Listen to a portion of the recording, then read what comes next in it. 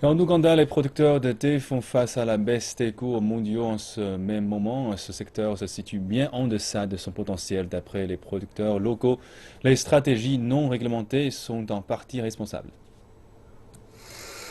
Depuis déjà plusieurs années, le thé est la troisième des exportations de matières premières en Ouganda. Cependant, la production est récemment devenue instable. Pour les producteurs de thé, cela est dû à la réputation de sa qualité. It is basically the raw material, the green leaf which comes in here. En fait, c'est la feuille de thé vert qui arrive ici. Nous sommes très conscients de la qualité de cette matière première. C'est aussi le cas des petits planteurs. Nous essayons de maintenir une bonne qualité de la feuille pour notre plantation.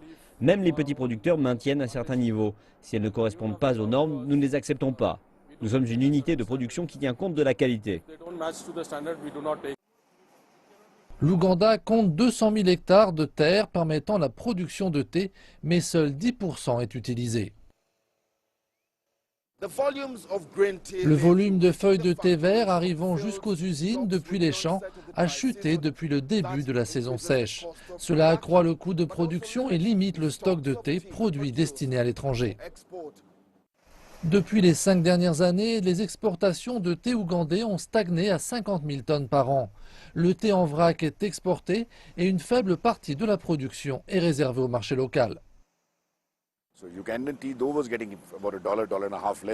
L'Ouganda obtenait entre 1 et 1,5 $ de moins que le Kenya. Les 2 dernières années ont été mauvaises.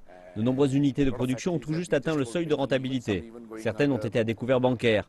L'année dernière a été très difficile. Cette année a débuté correctement comparé à l'année précédente et j'espère qu'on se dirige vers une augmentation des prix du marché.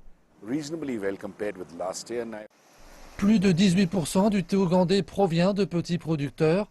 Le reste est produit dans de grandes plantations.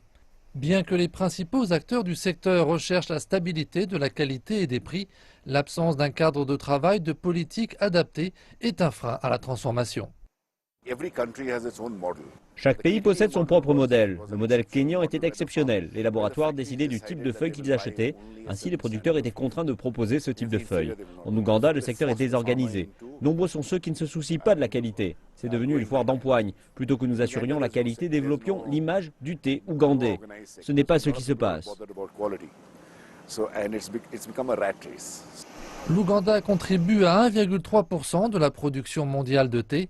D'après les projections, la production pourrait prochainement dépasser la croissance de la consommation.